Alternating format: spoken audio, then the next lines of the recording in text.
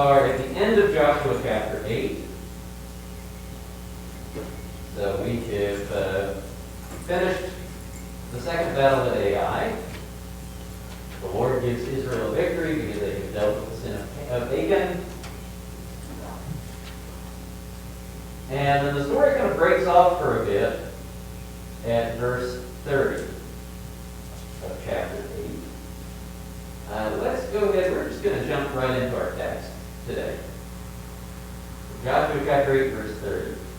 At that time, Joshua built an altar to the Lord, the God of Israel, on Mount Ebal, just as Moses, the servant of the Lord, had commanded the people of Israel, as it is written in the book of the Law of Moses, an altar of uncut stones upon which no man has wielded an iron tool. And they offered on it burnt offerings to the Lord and sacrificed peace offerings. And there, in the presence of the people of Israel, he wrote on the stones a copy of the law of Moses, which he had written.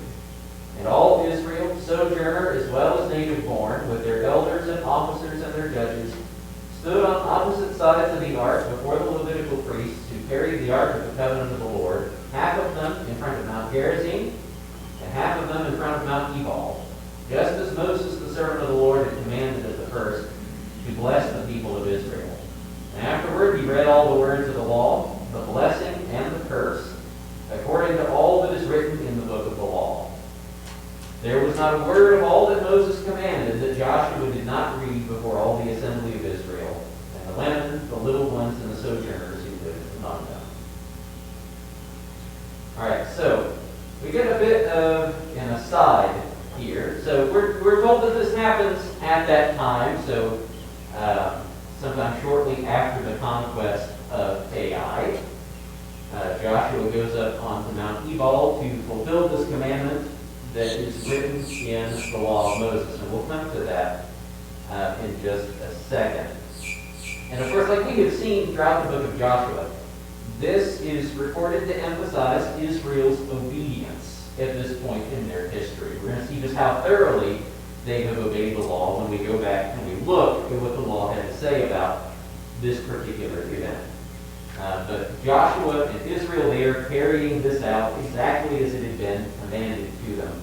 Just while we're here in Joshua, though, before we turn back to the law, I want us to note that we have also seen this pattern in the book of Joshua where you have these significant events like the crossing of the River Jordan and the destruction of Jericho and the conquest of Ai that are punctuated by these ritual and ceremonial events that make up the spiritual life of Israel.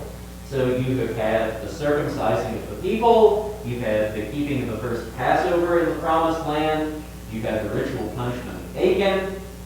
Now we've got the reading of the law and the setting up of this memorial on Mount Ebal, this altar where Joshua offers sacrifice, or where, I should say, Joshua sets up the altar and sacrifice is offered on the altar. These kinds of events, again, these form the spiritual core of Israel's existence. And this is, we might say, this is where the real conquest comes from. Right? The conquest of the Promised Land, as we've tried to emphasize throughout, is not just Israel going into battle against foreign nations. Right? So far, how much battle have we seen in 8 chapters of the book of Joshua? We've really just seen 2 battles against the same city.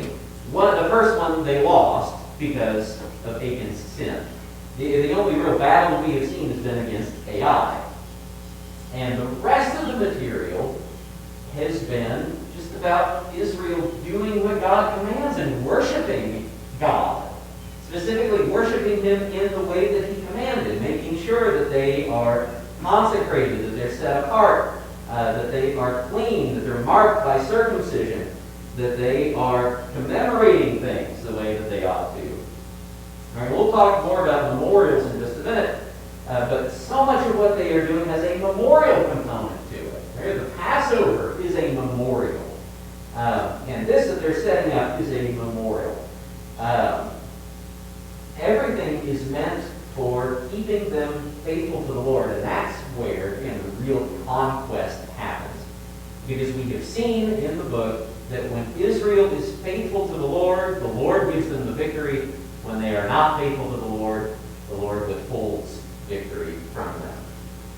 Let's go ahead and turn back to the Law of Moses. We're going to go to Deuteronomy chapter 27, because there's a big emphasis here in Joshua 8 about what was written in the law. All right, they set this up just as Moses, the servant of the Lord, had commanded to the people of Israel, as it is written in the book of the Law of Moses. So let's go back to Deuteronomy 27. And I want us to just go over this commandment briefly. We'll start in verse 1. Actually, now that I think about it, I apologize. I don't think that the microphone is on. So I feel like let me set that up real quick. Because whoever's watching at home has just missed everything we just said.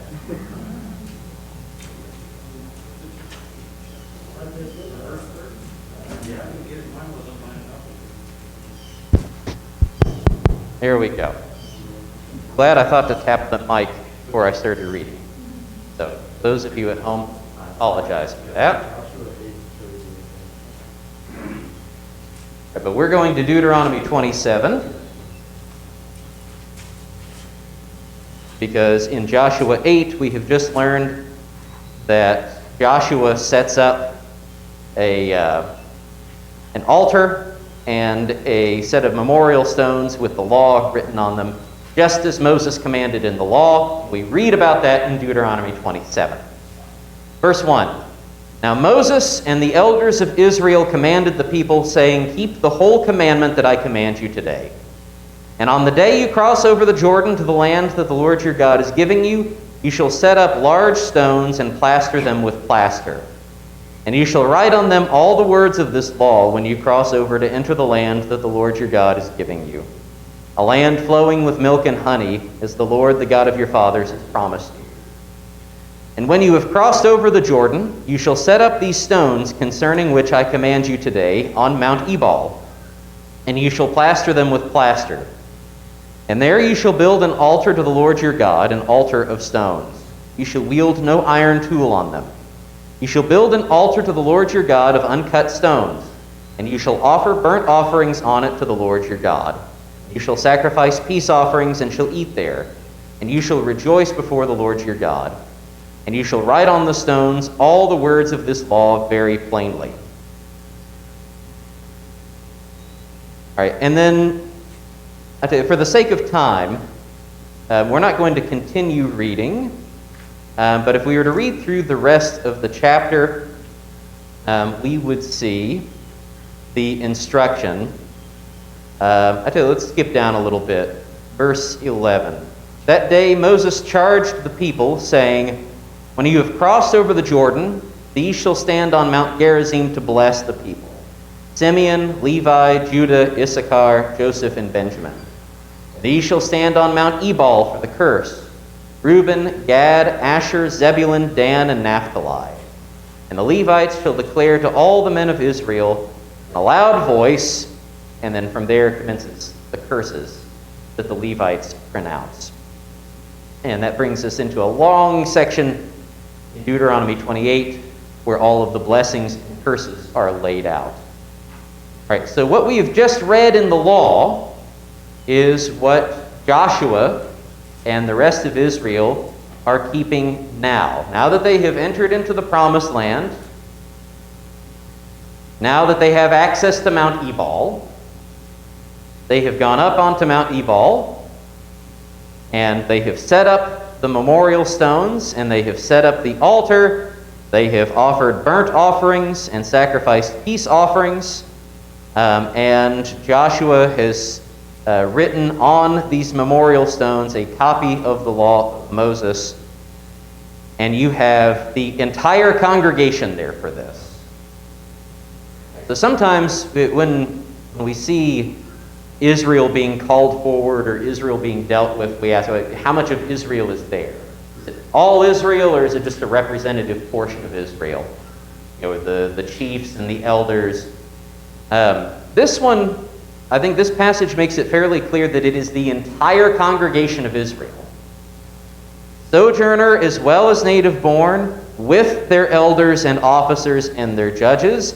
And we learn at the end of the passage also their women and their little ones. The entire congregation is there for this event, for the reading of the law, for the pronouncement of the blessings and the curses, for the recording of the law on the stones. This is a really big event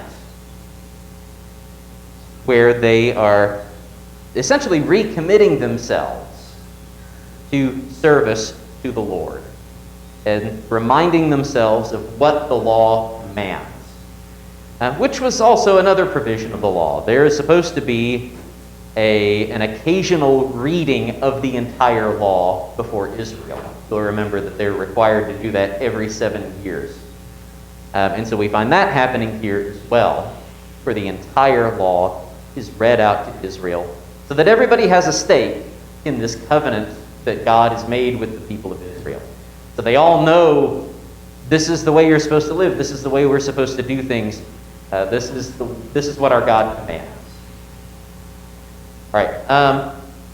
Any questions or comments about their fulfillment of the law here? About anything we've looked at so far? Wayne?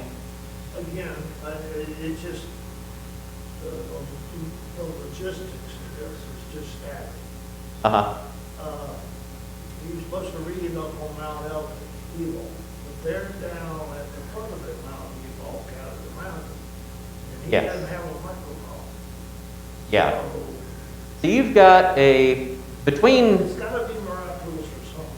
Well, between Mount Ebal and Mount Gerizim, you've got a valley, kind of a natural amphitheater that's going on. So it doesn't necessarily have to be miraculous. I mean, God picked the place because it would be a good place for this kind of event to happen. I get where Wayne's going with that, though. I do. Yeah. I mean, when I think of mountains, I go to North Carolina, you go from one small mountain to the next. I mean, I don't know the size of these mountains. Yeah. Just the mere communicating that these people can hear it in the valley seems a little supernatural to me, and the fact just from the distance. Even if we said it was a quarter of a mile.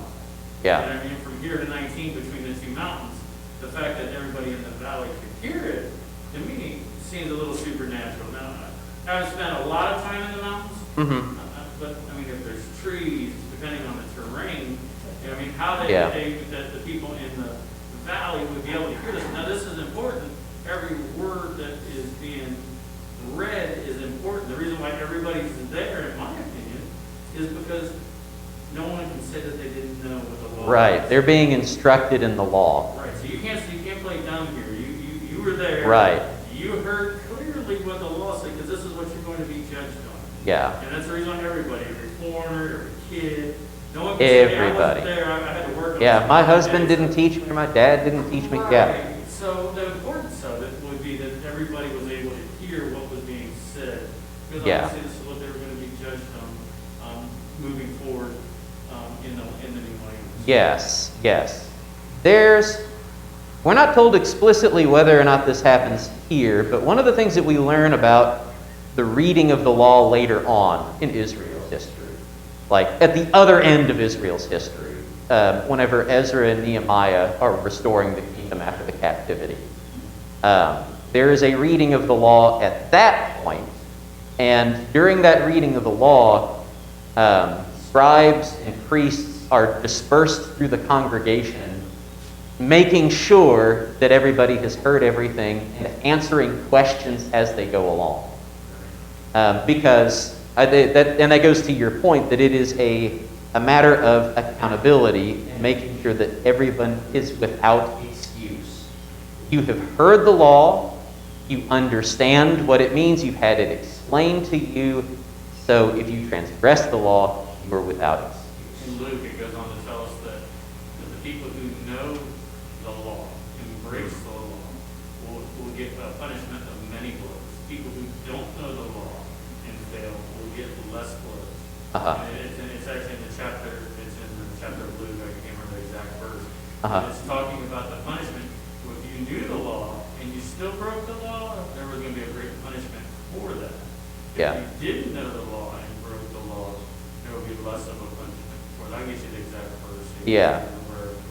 So, but the point of bringing all Israel together is that all Israel is accountable for whether they keep the law or transgress the law. And including the sojourners. Wayne? To finish my point. Yeah, go ahead.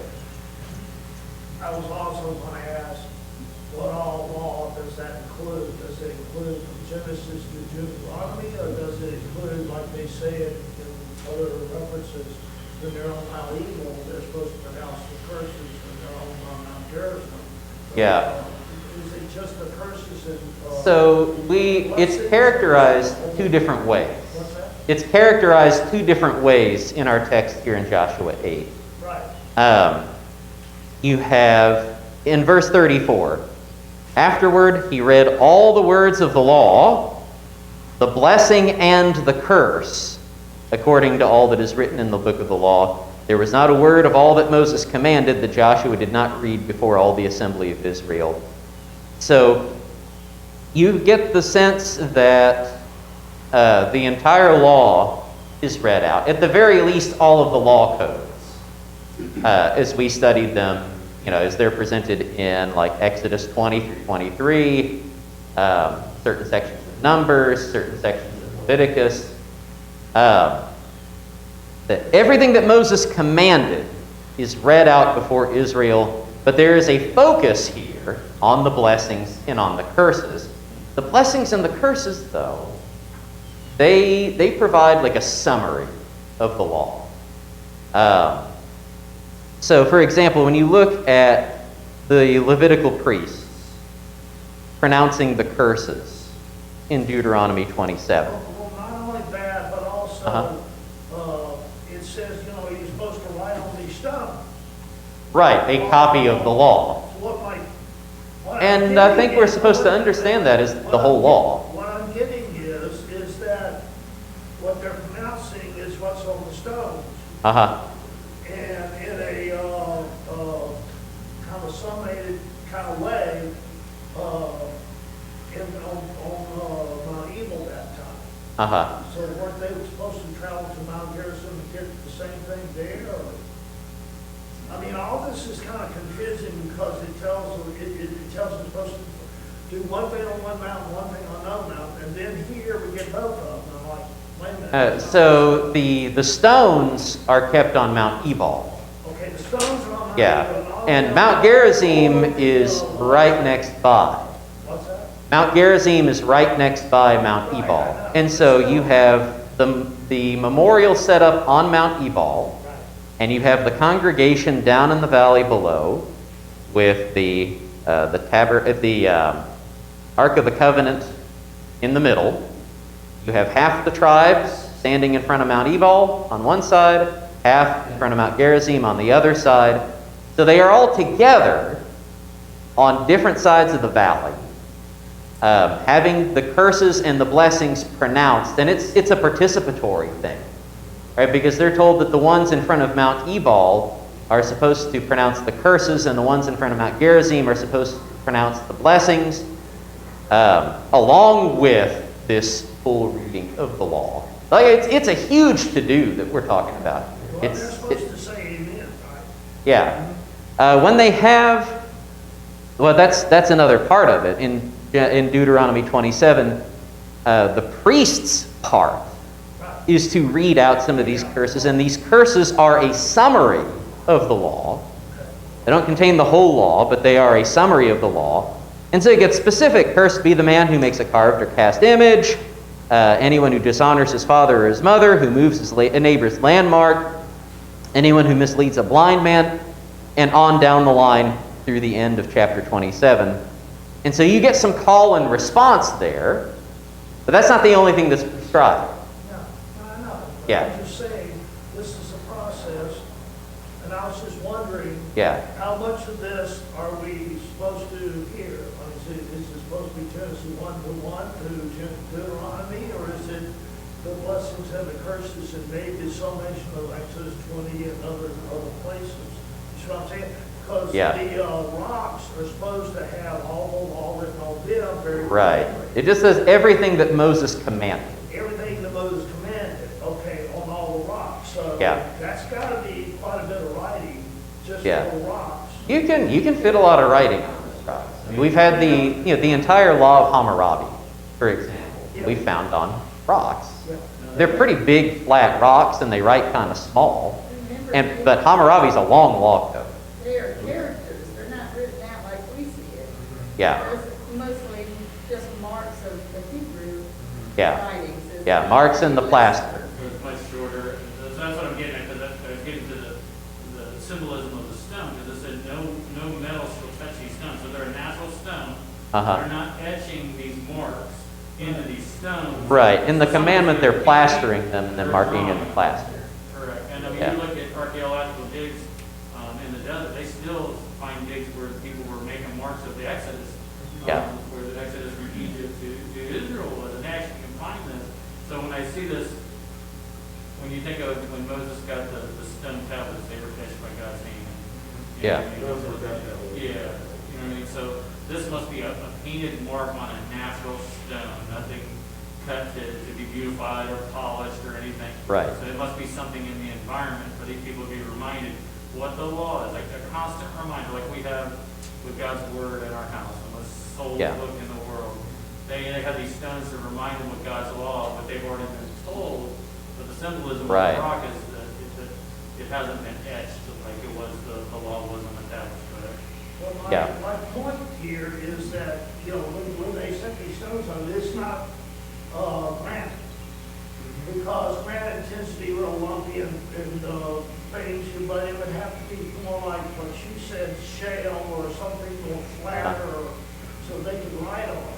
See what I'm saying? So It's the same you thing would with have to printing have board. that How do present. they do that? With the paper and everything. We go into, the printing company. Yeah. Yeah, the important thing is that they've got all the commandments of Moses. They've had it read to them. They understand it. They're accountable for it. But Rena, I saw your hand. I wanted to ask, because first of all, what the Code of Hammurabi was, and then the second thing I wanted is thinking of, I read somewhere that there was over 600 of their laws. It seems like you'd be doing a heck of a lot of speaking and reading. Yeah. How long were they out there? We are not told how long they would be out there, but the times that we see this happen, we're given the impression that they are out for a long time, especially when you see it in the book of Ezra, that they are out at that reading for a very long time. So it wouldn't be like just one day. We're not It would have told. to be several days. Yeah, we don't know how long that it took. Yeah. It took as long as it took, and it was probably a long time. Yeah, well, I'm saying is what she And, was if we're gonna, makes more sense. yeah, we can't. It's one of those things that, if we want to, complain about the church service being long, you think about what Israel did. But then again, they only did it every 7 years and not once First a week. century, the whole long day was Sunday, So, was, the whole yeah. day was a worship service. Yeah. So, to get to your first question, the Law of Hammurabi was an ancient law code that was around about the time of Abraham, written by one of the Babylonian kings.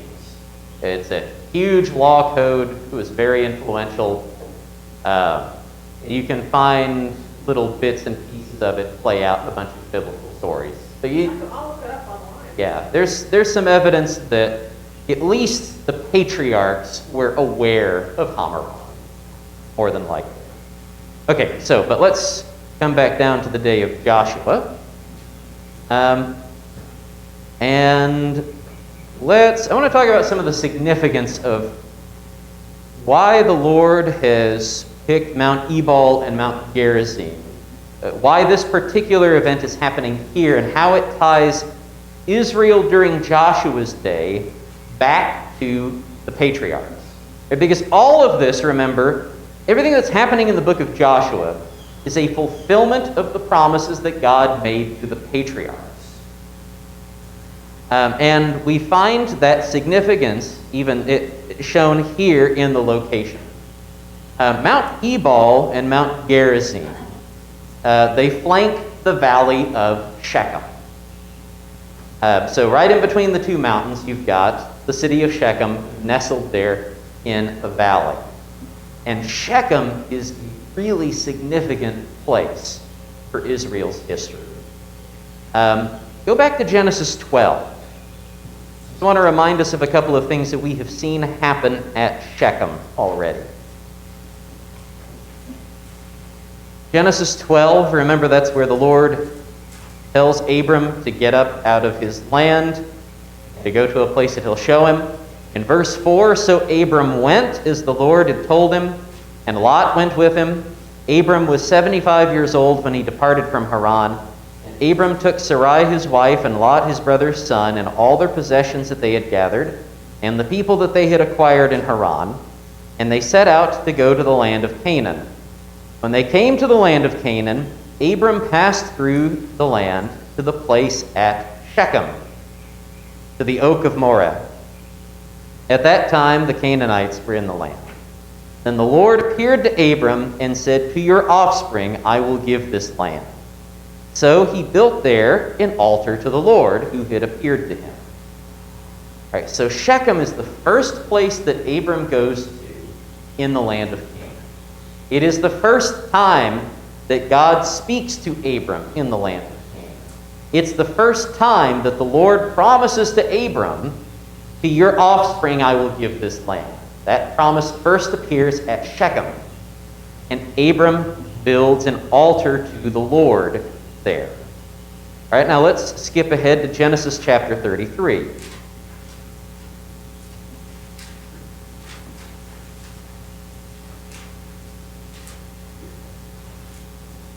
All right, so now we're skipping ahead to Jacob's story.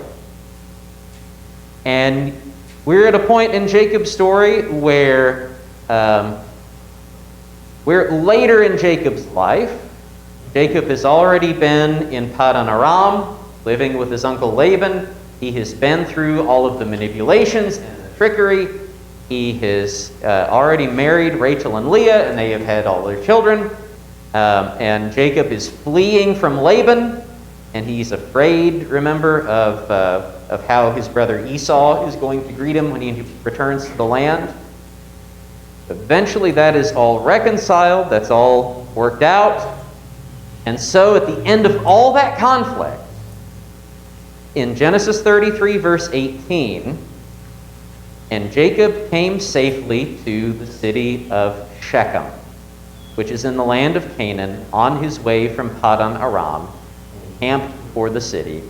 And from the sons of Hamor, Shechem's father, he bought for 100 pieces of money the piece of land on which he had pitched his tent. There he erected an altar and called it El Elohe Israel. All right, so Jacob, mirroring Abraham's journeys. Remember, Jacob has gone back to where Abram came from. And Jacob has been living there for years and toiling under his uncle Laban. Jacob comes from that same area that Abram came from. He comes back into Canaan, and he returns to exactly the same place that Abram first stopped at in Canaan, the city of Shechem. And he does exactly the same thing that Abram did there. He built an altar to the Lord at Shechem.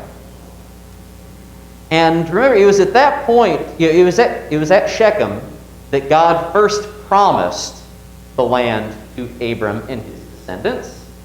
And it is at Shechem where we see the first little glimmer of that promise starting to be fulfilled, because Jacob buys a piece of land around Shechem from the ruler of the city of Shechem. All right, so this is a really significant place for Israel. And it's going to become an even more significant place, because ultimately Shechem becomes one of the sanctuary cities, as designated by the law. But now we have in Joshua chapter 8 another altar being built near Shechem, up on Mount Ebal. So you have Israel stopping over here on every occasion that it returns back into Canaan. Notice, the nation of Israel is they have basically gone through the journey of Abram and the journey of Jacob in their own way.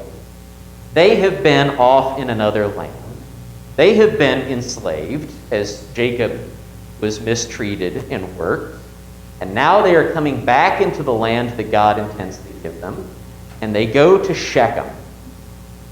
And it is there that they set up an altar. And it's here that we see in a really serious way, not just a little glimmer like with Jacob, but in a very serious way, the promise of the patriarchs being fulfilled. God is giving them the land that he first promised to give to Abram while Abram was at the same place. So it ties things together really, really neatly. I think it's really cool how Scripture does this. Any questions or comments about that before we continue on? Kind of funny that he's giving them the blessings and the curses. We're about to give you this land, but here I want to remind you what the blessing and the curses are. Yes. Because if you look throughout history, and I'm not a big history nut or anything, Israel, of all the countries, has been persecuted more than any country that I can ever recollect. And here's God's people. Is it because they're falling under the curse because they refuse to heed God's warning? Yeah. You would have to think that. I mean, should we heed that warning here in America? Are we heeding the curses that He warned us what will happen if we don't? Even though our salvation is paid for by Jesus Christ. Right. The curses come while we're on this earth. And we don't heed God's warning. Is that what He's trying to tell Israel here? I'm giving you this land, but here's how you're going to be blessed, and here's how you're going to be cursed. Right. Is that kind of the premise that you're getting? Yeah, this covenant relationship, I mean, first off, it shows just over the broad arc of history how God fulfills His promises. Right, so He has this covenant relationship with Abraham and his descendants. And the whole story of Israel up to this point has been the story of God fulfilling His promises in the covenant. And that's signified to us, again, by having all of these things happen in the same place, just over and over again. And it emphasizes to us that this covenant relationship that God shares with Israel is conditional. It goes two ways. God is always going to keep up His end of the covenant. He is going to, in fact, do more than what is required of Him under the covenant. He is going to watch out for Israel and protect them and show them extraordinary grace, extraordinary mercy. It is a reminder that Israel has a part to play in this covenant relationship, and that these promises that God is giving to them, they can be taken away, just like that. We're right on the heels of a big reminder of that, because they had been given victory. And then Achan sins, and it's gone. Just like that. And they deal with the sin, and now they have victory again. And it's right on the heels of that they go up to Mount Gerizim and Mount Ebal. They have the law read to them. They have the blessings and the curses read to them. They participate in reading some of these blessings and curses out. Whenever the priests declare the curses to them again, they say amen. You know, they have read the terms and conditions, as it were. Right? They're clicking accept. Yes. They are affirming, yes, we know what's going on, we know what we are being held to, and we understand what the consequences will be if we don't heed to it. And that, I think, is the real emphasis of this passage. All right, any final questions or comments before we wrap it up today? All right, Wayne and then Solomon. One more. They were commanded to do these things religiously every now and then. They had to keep this all the way through their whole history, right? Yes. Do you think at any point in time they could choose on their own of themselves to not keep any of these things? I think there was probably a big chunk of their history where they just didn't do this stuff. We never read of them honestly, between this reading of the law in Joshua 8 and the full reading of the law, there might have been a reading of the law under King Josiah, during Josiah's reforms. But other than that, the only full public reading of the law that I can think of that's recorded in the Old Testament is Ezra's reading of the law, which is, I mean, we're talking hundreds of years later. They're supposed to do this every 7 years. We don't read of them doing it. Doesn't mean that they didn't do it. But you look at the way that they treat the rest of the law, you know, they never keep the Jubilee, they never keep the Sabbath year. That much we know for sure because they're sent into captivity for it. And if they're not going to do that, you know, why are they going to keep the rest of the law either? So, Solomon? So, I wanted to comment on the last thing. I think, so the curses and the promises are for the people under this covenant. Right. You see in the beginning, God eats with them and establishes that covenant. Yes. Yeah, this is an arrangement between Israel and God. Right. And Yeah. we see in the new covenant, Jesus eats with his disciples and he establishes the new covenant. Yes. Which is, you know, to love your neighbor and to, you know, obviously to do what Jesus commanded and Yes. stuff like that. The reason that the new covenant is better than the old is because we have an advocate now. That's why Jesus says, truly there is no one, you know, greater than John the Baptist, but I tell you that The least one in the kingdom is greater than he. Yeah. Yeah. Because we have Christ. Yes, that's the consistent argument of the Hebrew writer, is that we live under a covenant with greater promises. Right. Because, and I've said it before, and I'll just say it at least one more time, that the story of the book of Joshua is that Israel has to be perfect. Yes. And they can't be. Even whenever they're doing their best, they're not accomplishing everything that they need to accomplish.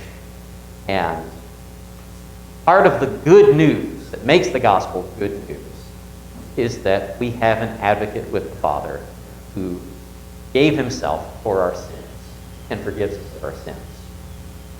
All right, thank you so much for your questions and comments. Next week, we are going to get into the Gibeonite situation.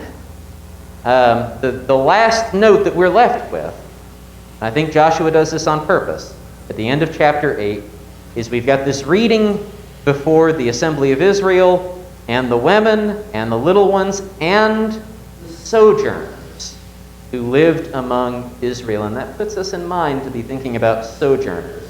We'll talk about more next week. Thank you so much. Let's go out and stretch.